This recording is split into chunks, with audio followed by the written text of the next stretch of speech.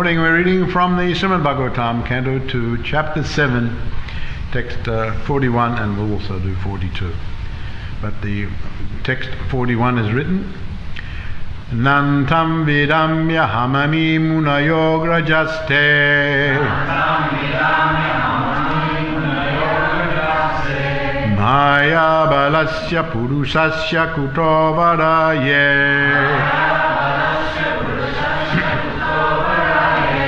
Gayan gunanda sasatanana adideva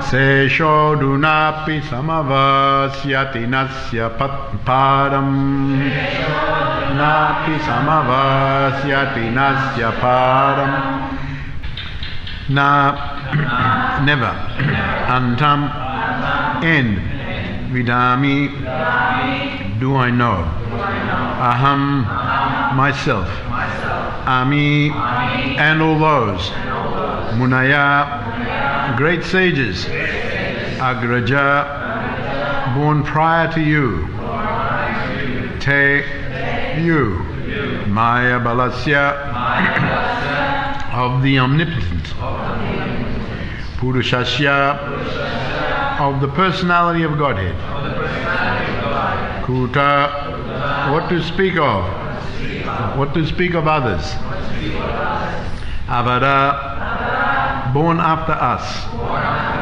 Ye those Gayan by singing Gunan the qualities Dasasata Anana one who has 1,000 faces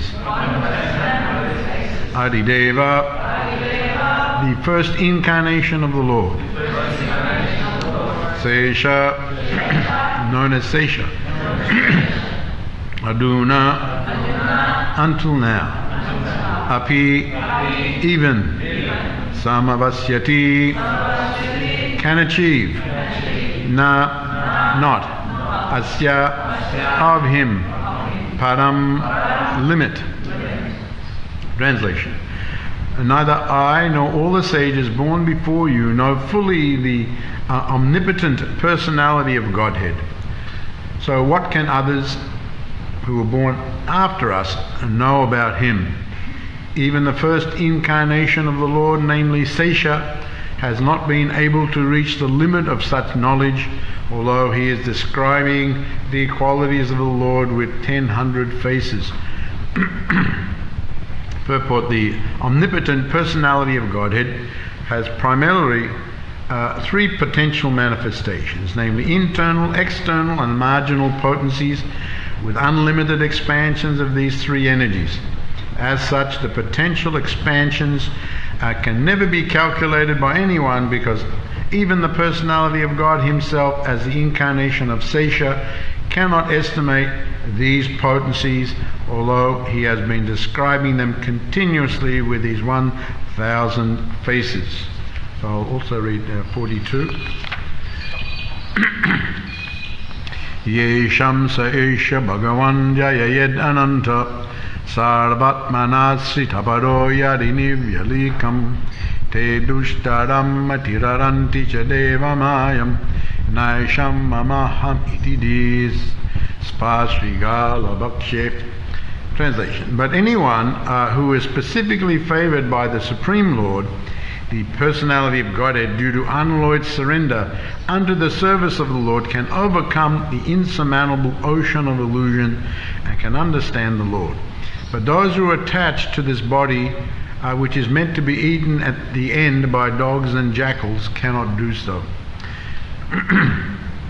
Purport: the unalloyed devotees of the Lord know the glories of the Lord in the sense that they can understand how great the Lord is and how great is his expansion of diverse energy.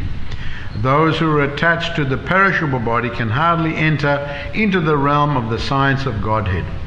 The whole materialistic world, based on the conception of the material body as the self, is ignorant of the science of God.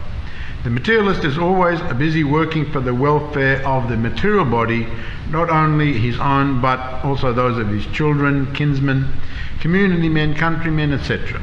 The materialists have many branches of philanthropic and altruistic activities from a political, national and international angle of vision, but none of the field work can go beyond the jurisdiction of the misconception of identifying the material body with the spirit soul. Unless, therefore, one is saved from the wrong conception of the body and the soul, there is no knowledge of Godhead. Unless there is knowledge of God, all advancement of material civilization, however dazzling, should be considered a failure. Nantam vidam yahamami munayoga jaste. So Lord Brahma is continuing with this point of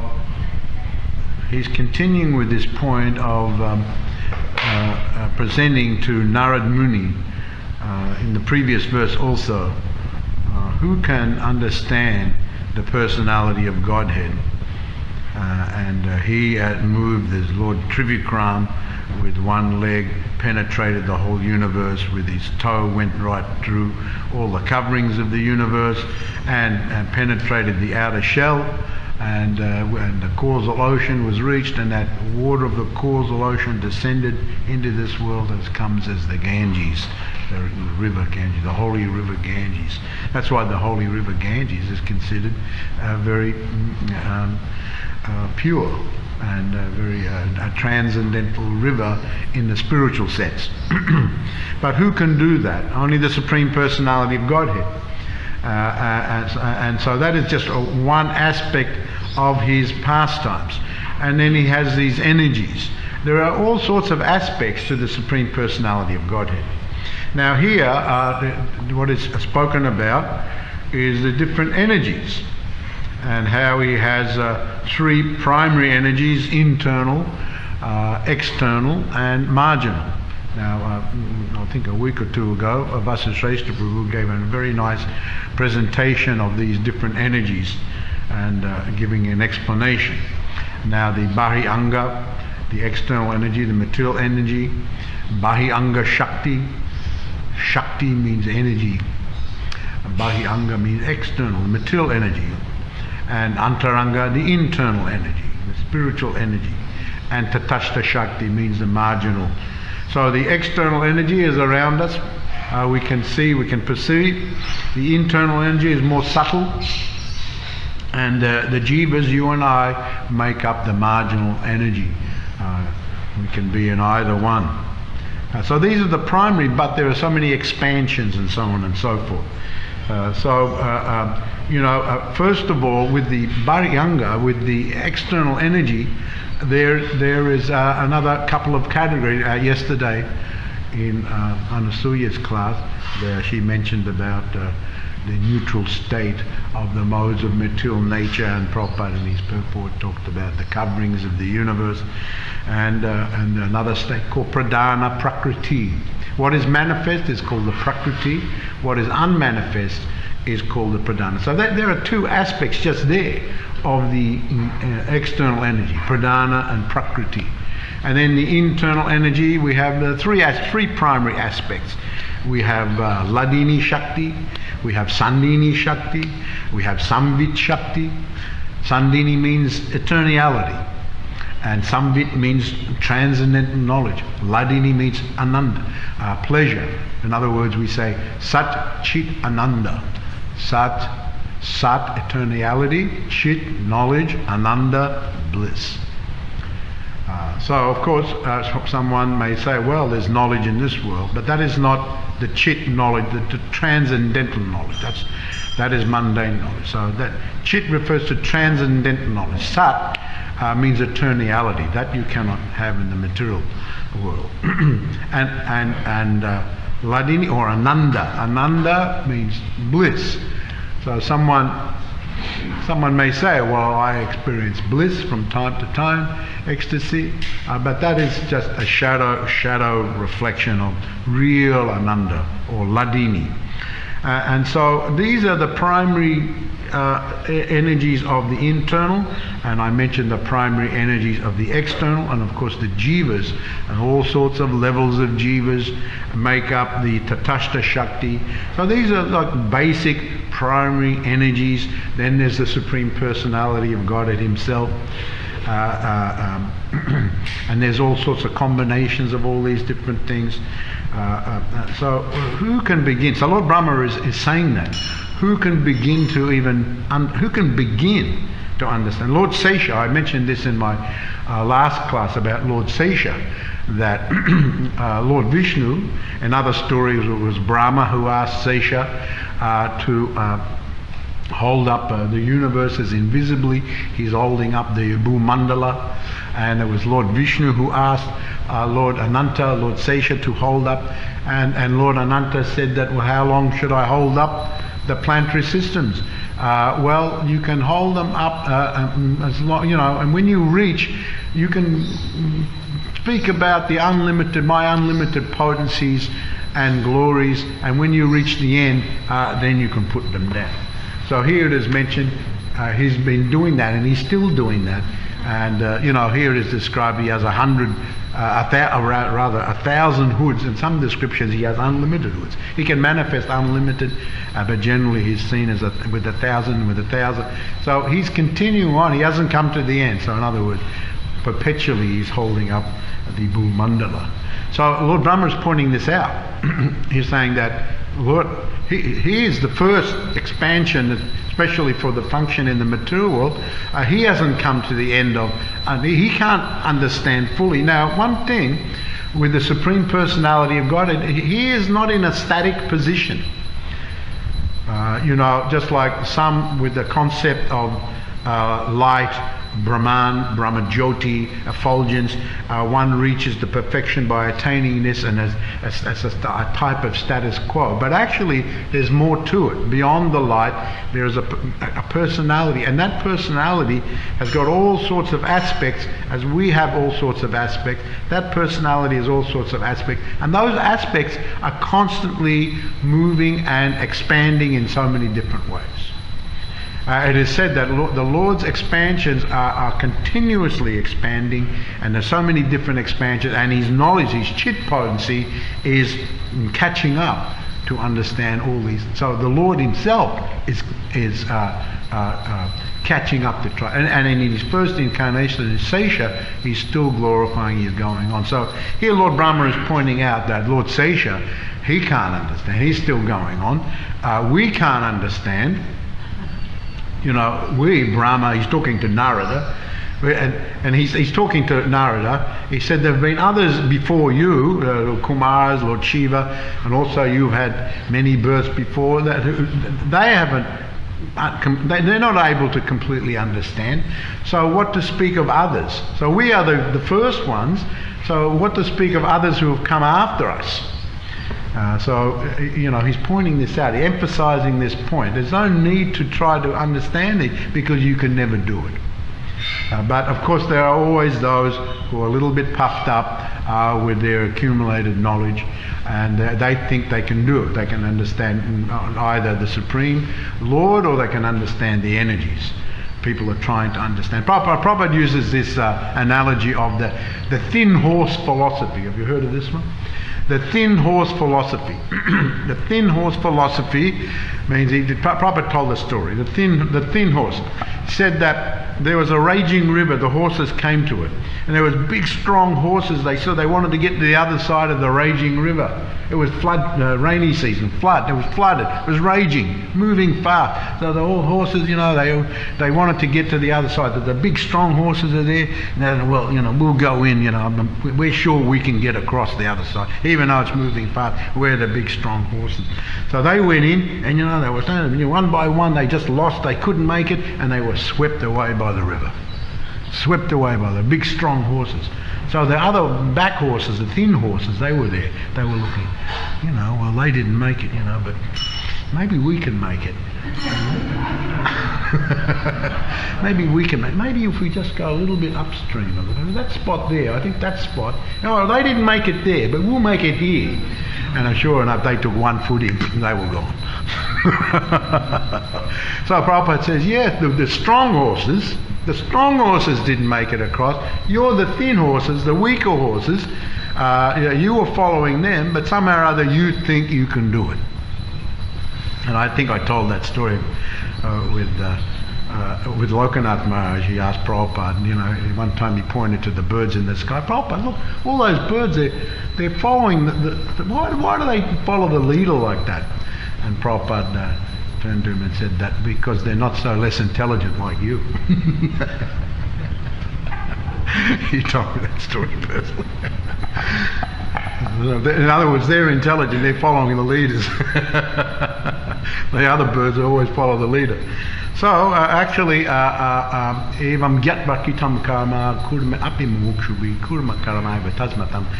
And there's one verse in Bhagavad Gita where Krishna says that all the ancients in the ancient times, the liberated souls, they followed a certain path to transcendence, to perfection, to liberation. So you too should follow in their footsteps. Just follow them. That makes the whole path easier. There's no need to reinvent everything just because you don't want to feel like you're dependent on anyone. One has to be intelligent.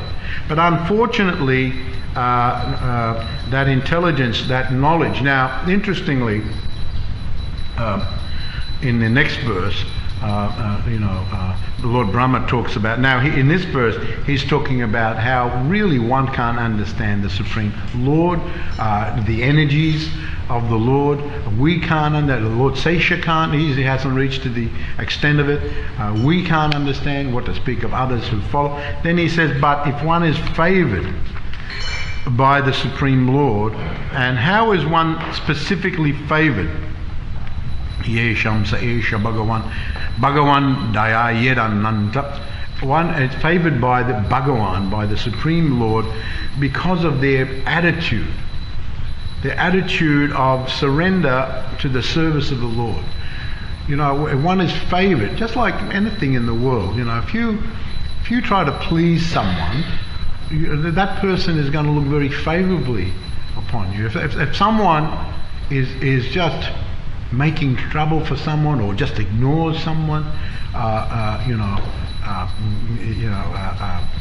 says bad things about that person, what sort of attitude is that person going to have to the other person? They're not going to be very happy with them.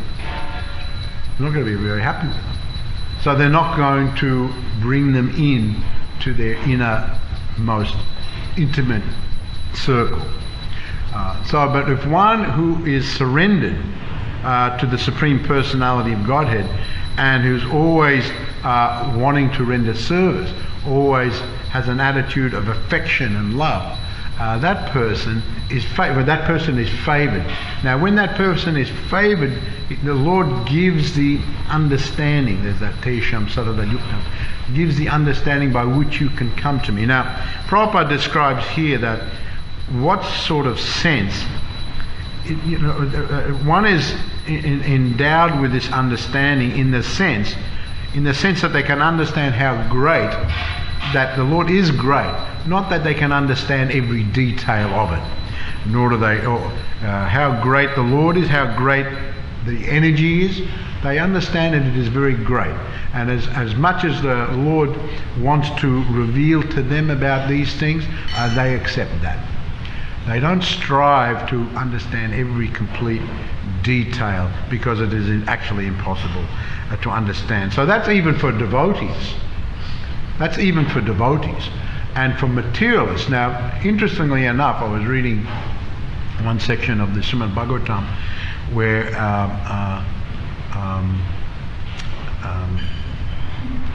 was it the Nimi? Narad is speaking to Vasudeva, and King Nimi is getting instruction from the Yogendras.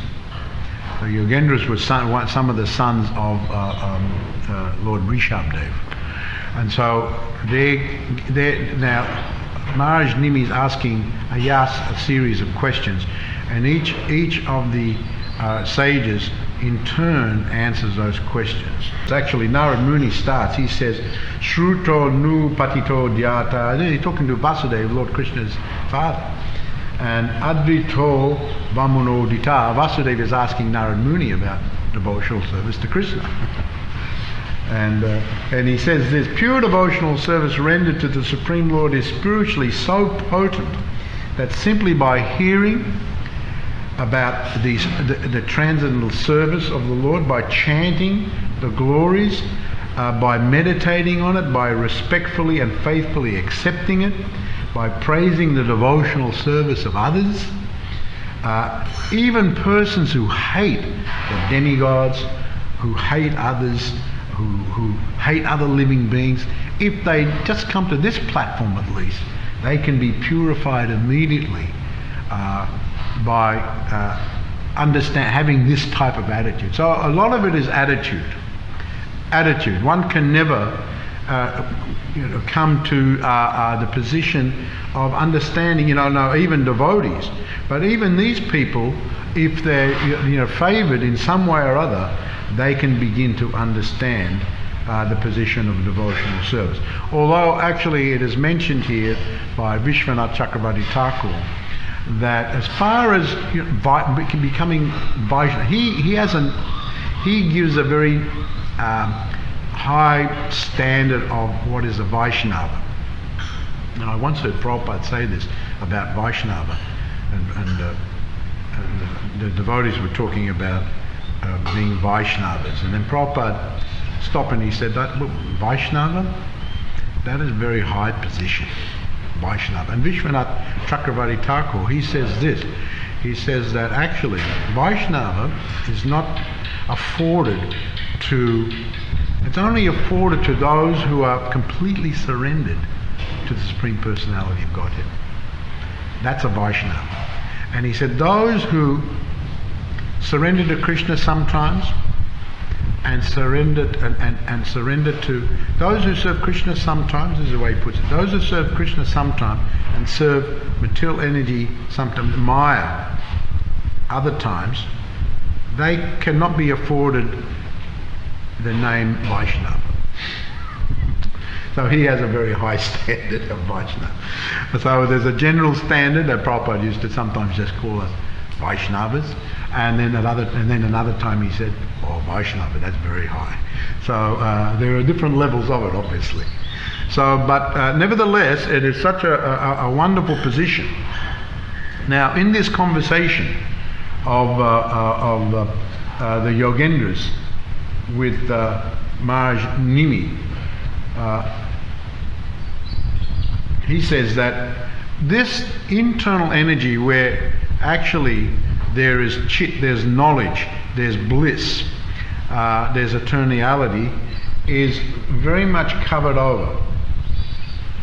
He says the Bari Anga Shakti, how is it covered over? The external energy covers over the Tatashta Shakti, you and I, covers over the chit. Our enlightenment becomes very much covered over. This chit, this knowledge, becomes covered over by the external energy. And he says that actually it becomes so covered over, all traces of this chit potency become covered.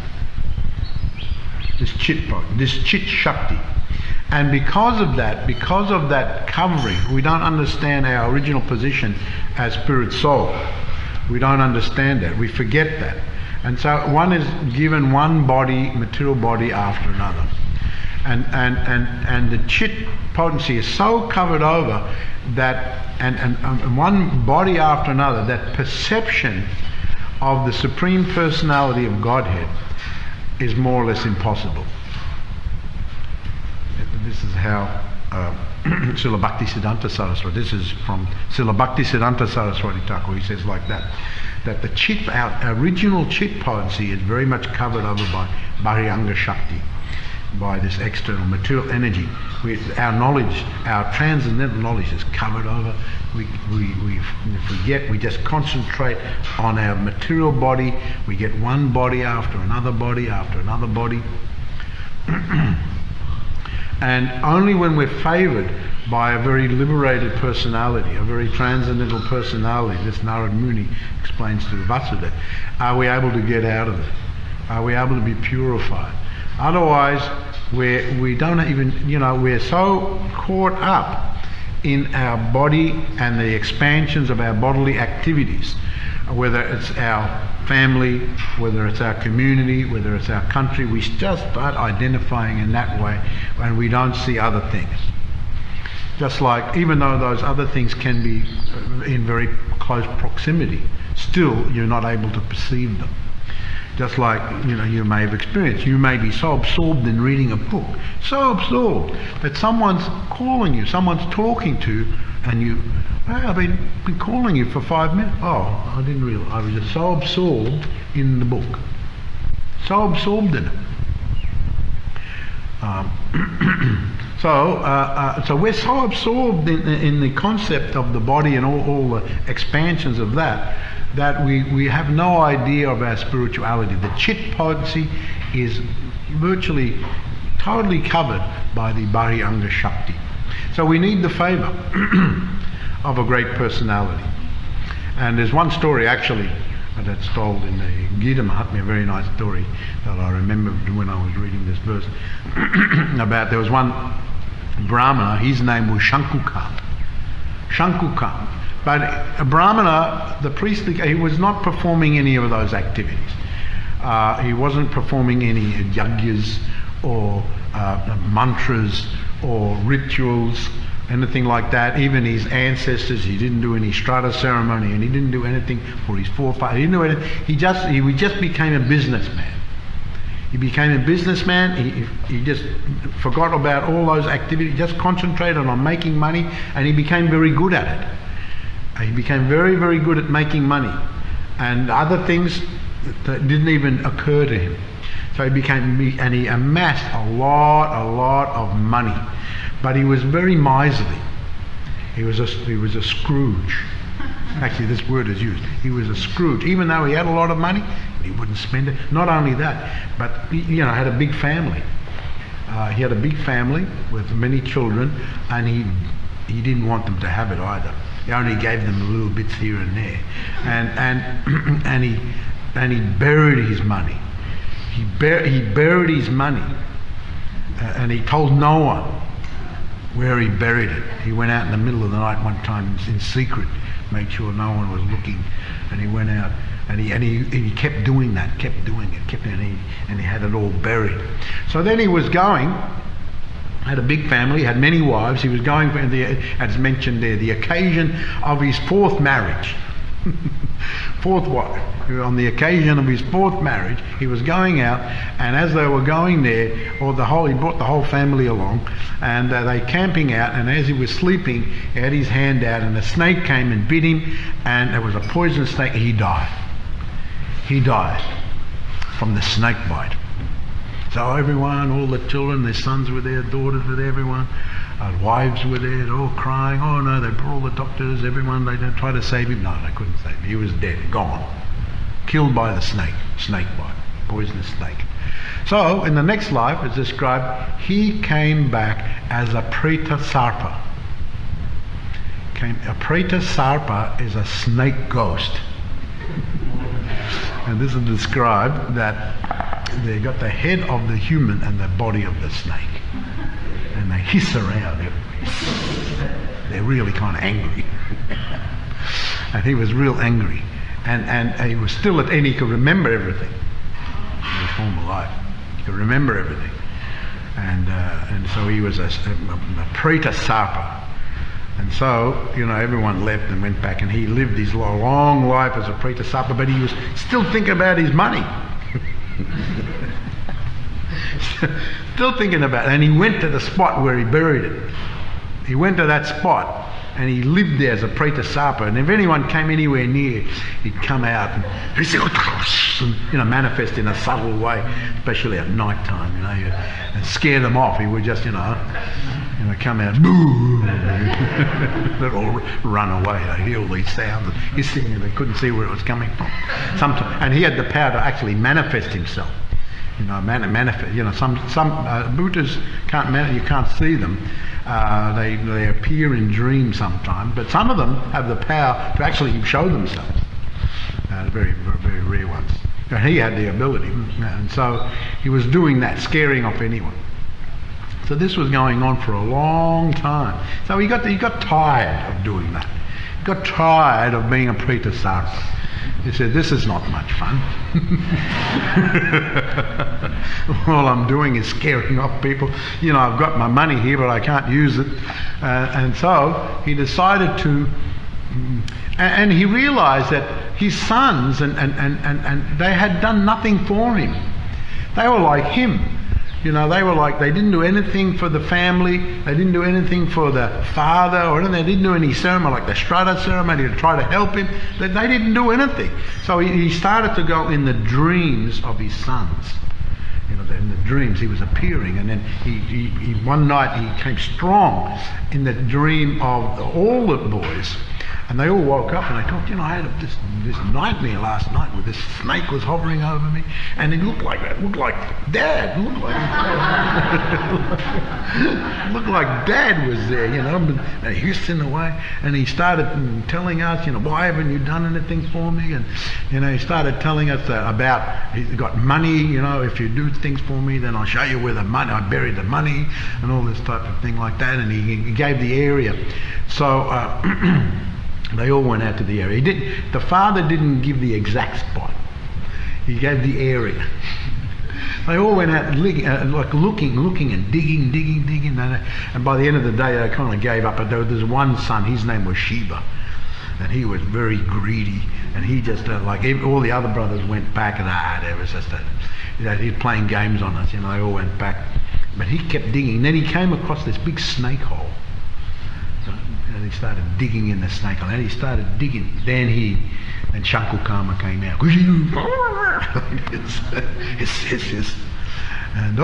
But the son recognized, because he had the face of the father. But the father said, "Who are you?" "I'm your son Shiva. I'm your son Shiva." "You're not my son. If you're my son, why haven't you done anything for me?" "Oh, no. What do you want me to do?" He was very afraid. He said, "You have to do the Shraddha ceremony, you have to do all these rituals, and especially someone who is devotee of the Supreme Lord.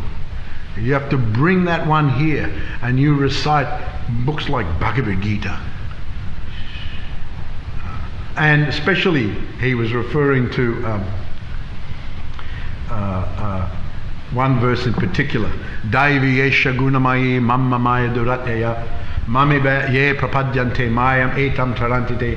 This divine energy of mine, consisting of the three modes of material nature, is difficult to overcome, but those who have surrendered unto me can easily cross beyond it.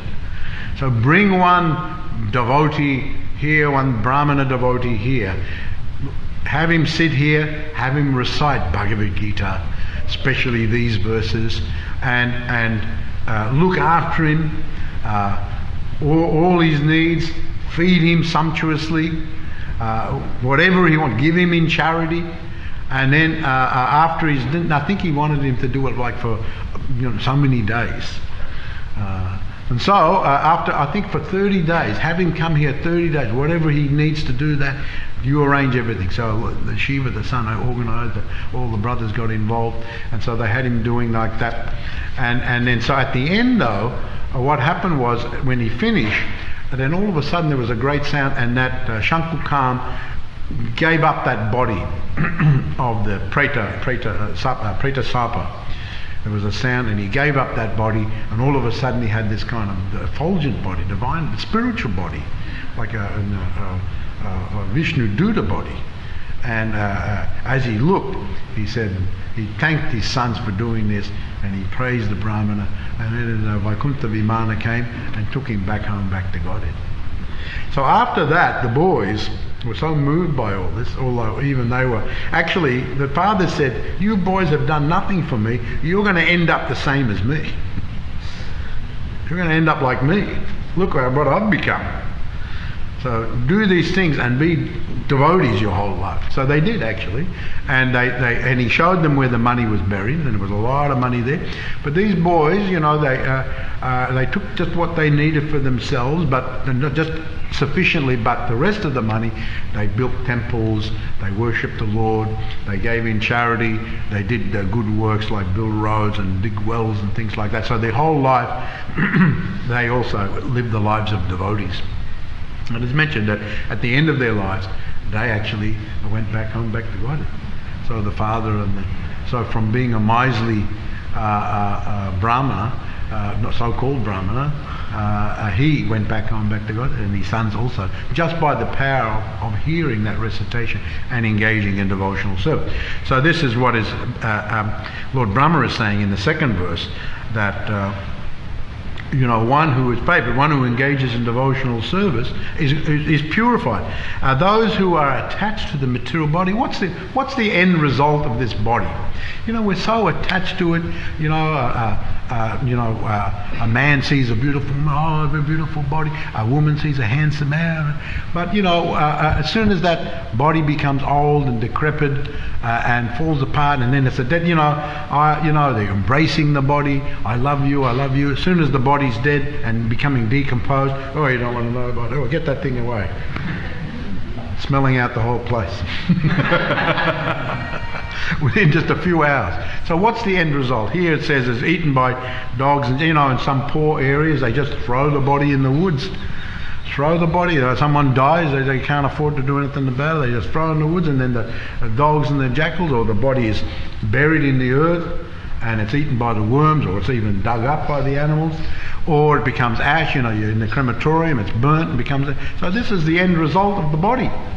That body that you're so attached to. Oh, my nice body. Look at yourself in the mirror, and every time you walk past the glass, how's my hair? What's my dress look like? So what's going to happen to it? It starts to dissolve even before death. It starts to, become very decrepit. Before you were looking at it all the time, and now when it's old and decrepit, you don't want to look at it. You kind of look in the mirror. Put that dark light on so I can't see anything. Wear sunglasses. So that's the end result of it. You're so attached to it. But that's the end result. But that's not who you are. But this chit, that knowledge, that enlightenment potency is all covered over by our absorption and all these things. The old saying, you can't see the forest for the trees. There's a bigger picture of, there's some bigger thing going on. So one needs to be favoured by someone who's very advanced in devotional service, and one needs to engage in devotional service, and by doing all that, the chit potency, one goes out of being under the Bharyanga Shakti, comes to the Antaranda Shakti, and comes to Satchidananda, comes to Samvit, Sandini, Ladini, bliss. All these things are awakened. Hare Krishna. If anyone has any question or comment, we've got a few minutes. I went a little bit long, so I apologise for that. So maybe, yes?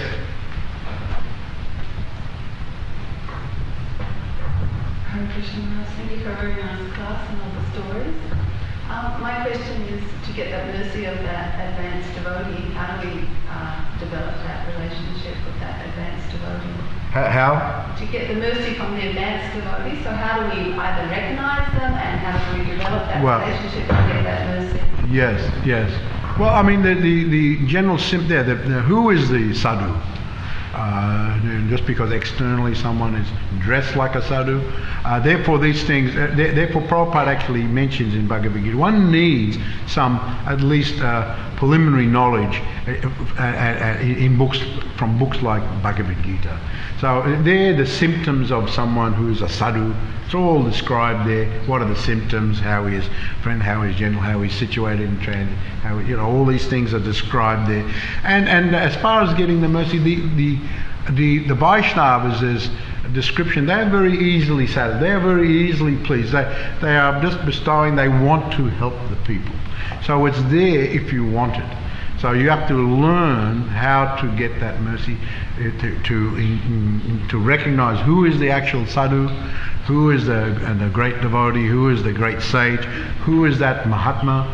You have to recognize by getting knowledge from books like Bhagavad Gita, and then you learn, once you identify, then you learn also from the Shastras how to get that association and how to benefit from that association. So all these things are taught. And then Prabhupada used to always say, I am training you to understand all these things. What is lacking is the training.